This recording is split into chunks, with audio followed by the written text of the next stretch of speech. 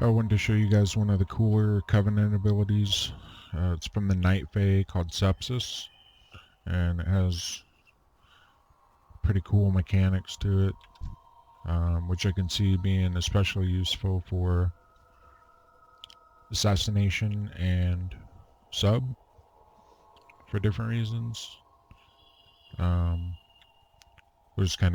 I'll show you the first part of it, which is really easy. It's kind of like Mark for Death, where it gets reset if you kill within, the window.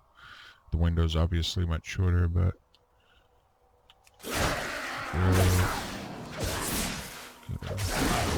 then we'll hit this, and as long as they die before that runs out, then the cooldown is reset. So it gives you a bleed. I'll just show you the tooltip real quick. Nature damage over 10 seconds. The bleed, and then if it survives the full duration, then you vanish. And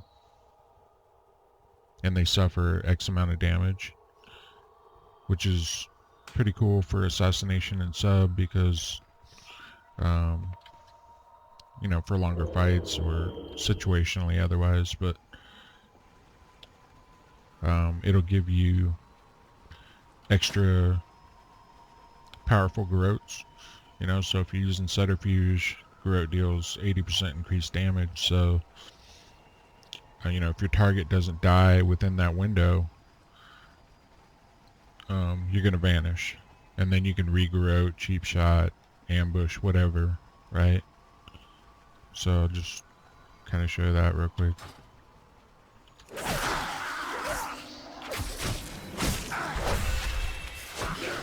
Just hit that and stand here, and then you'll see me vanish, and I can re-garrote.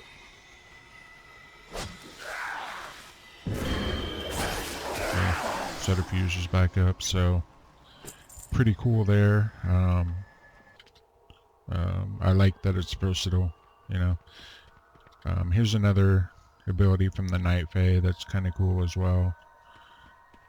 Just transform into a fox, and you have, 30%? Yeah, or 50% increased move speed, and while it's up, you have a teleport on a very short cooldown. Right? Pretty cool. Alright, so we'll show Sepsis with sub, and I swap to Weapon Master so we don't get Gloomblade, proc and find weakness and messing up the example.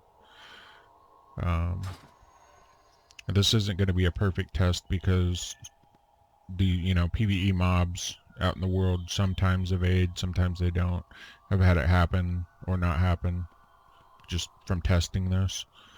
But if it does evade when I reopen after the vanish, just imagine the find weakness going back up, and you get the point. You don't have to see the debuff go back up to know that it's going to work. So what you want to do is wait until there's about 12 seconds left on find weakness, roughly, depending on latency or whatever, but we'll do about 12 seconds left on it. So I'll open with Shadow Strike.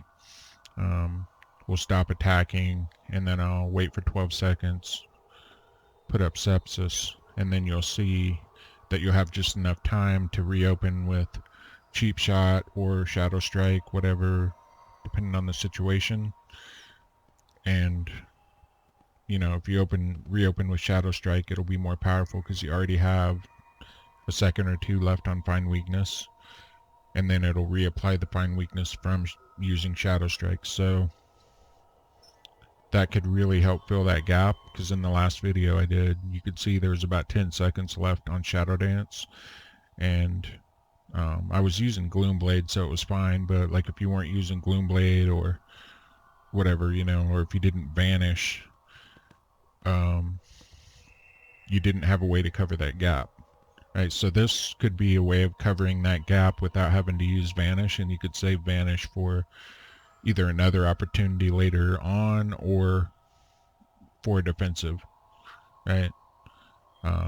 And in Mythic Plus and PvP, obviously, mobs aren't going to be evading, so it's a non-issue there.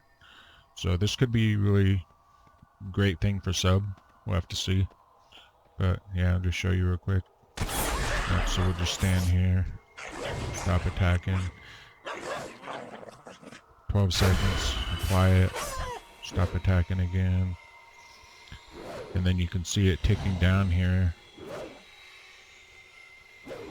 Boom, reopen. He didn't evade, so I not only got the damage bonus for the Shadow Strike, but I also got to reapply Find Weakness.